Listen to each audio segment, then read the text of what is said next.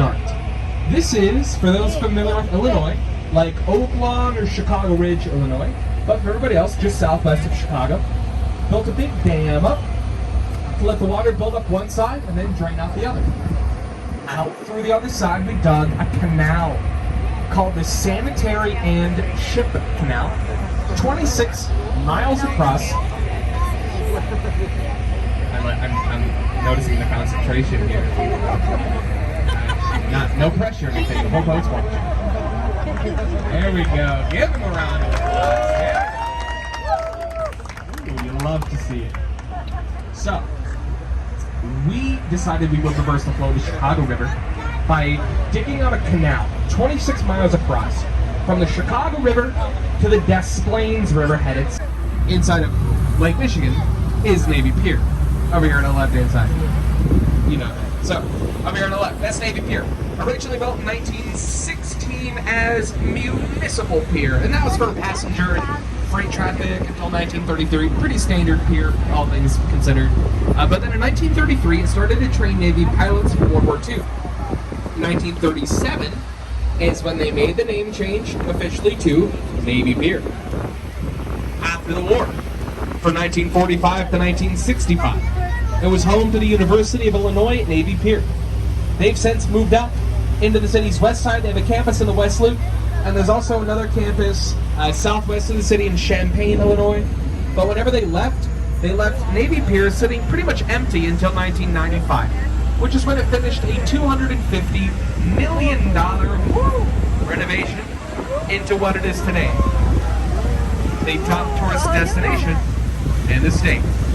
It's got a 200-foot Ferris wheel, an amusement park, a skyline theater, a botanical garden, and the tallest building in the city without a name. So I guess we'll take it for now. It's got 100 stories. On the 94th story is an observatory. 360 is a 360-degree surround view area. It's a phenomenal view. However, pro tip, if you guys want to have an even better view and pay 1/4 of the price, I'm going to hook you up real quick. So, in the 95th and 96th floor is the Signature Room Restaurant, Bar, and Lounge. You go up there after 7 o'clock, you have to be 21 or over. But before 7 o'clock, you can take the kids up there too. The only real wait is the wait to get into the elevator. And then once you get up into the lounge, you might have to wait around until a change is available. You still be present and physically there, right? The only thing you have to do is to buy the drink purification process for our drinking water, which makes Chicago's drinking water some of the cleanest in the nation. Over here on our right-hand side, we have a phenomenal skyline view happening down here. So this is just for you guys to have some alone time here with our downtown area. This is the last pause we're going to take in the tour. So if you guys have any questions, now's a great time. I mean, if you want me to take a picture, time permitting, I can definitely do that for you with the city behind you. I'm more than happy to. It's also totally free, and I'm really good at it. So if you guys want a picture with the city, please don't hesitate to ask. I got you guys first up here.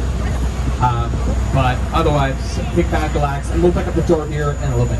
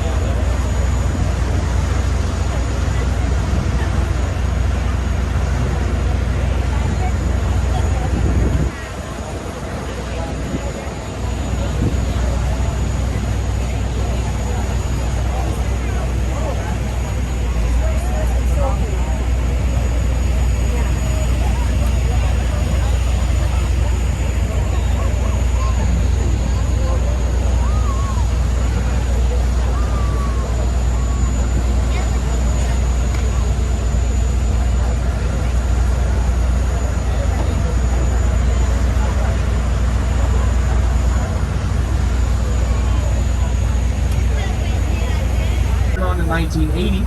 It's got 13,500 animals with almost 2,000 species from around the world. Back there to our left, behind the trees, you guys gonna see the glass stadium back there to our left. That's Soldier Field, home since 1971 to Bears. Chicago Bears called that place home since 1971, built inside of an old World War I memorial. The memorial went a few $1 million over budget during some renovations in 2003 and it lost its landmark status, which means that they can tear down the memorial if they wanted to. They just don't want to. It's part of Soldier Field, whether we like it or not. That's just how it's going to be. Also, inside a museum campus, back to the left of the end of a 20-year hiatus of building buildings in Chicago because of World War II. It was also the first building downtown having public view at the top. Down to the left of one potential, you guys are going to see a building with a diamond-shaped roof facing out towards the lake here. That's the Cranes Communication Building, designed in the early 1980s. Architect Sheldon Schlegman, made famous by the movie Adventures in Babysitting. If you've ever seen it, it's a part of the movie where they're kind of falling off the roof. That's the one. The slanted glass panels on the windows there are mostly floor-to-ceiling diagonal thermal-plated windows, which allows for executive offices to have amazing views of the lake year-round. And they're thermal-plated too, which means snow and ice does not keep quite what I mean. The bean is a sculpture piece called Cloudgate, designed by artist Anish Kapoor, called Cloudgate because 80% of it is a gateway to the clouds, and the other 20% is you. You can walk around underneath, take some pictures, have a great old time. It's also like 4 blocks from our dock, so worth checking out. Over there on the left-hand side, here we go.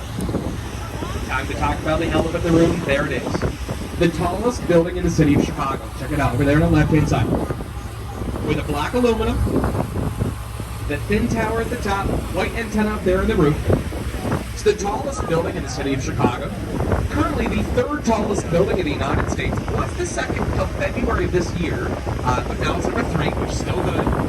And we were also the tallest building in the world until 1998. Also the largest building in the city with 4.5 tons of steel, which is enough to make 50,000 cars out of it.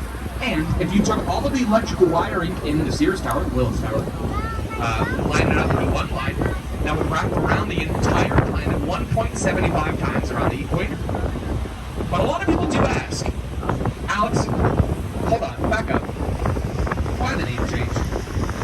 And the answer, honestly, is a bit more simple than you might think. So, the Sears company, then Sears and Roebuck, the catalog company, they had a lot of the upper floors in the building. And they moved out in the early 90s trying to save some money, which worked out pretty well for them until like 2018, but that's besides the point. So they moved out in the mid-90s, and the story was completely fabricated because the guy writing it was pressured by the editors to write anything about the fire. Because back then, you gotta understand, everybody was so desperate for a scapegoat. And the O'Learys, unfortunately, were fit for the blame because the fire did, in fact, start in their barn.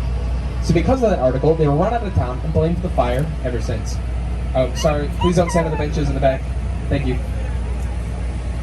So there's another theory about the fire, which is there was a meteor shower that night. Now that happened. That was real. That really happened. So there was another fire in Wisconsin, Peshtigo, Wisconsin, caught on fire the same night at the same time, at October the 8th, 1871, at approximately 8:30 p.m. You can prove that that happened. That really did happen. But the theory then would be that a meteor headed straight from there, hit right into the O'Leary's barn, and then burned back north from there. A couple problems with that, as we've never found any impact crater around the area, then also, we've never found any meteor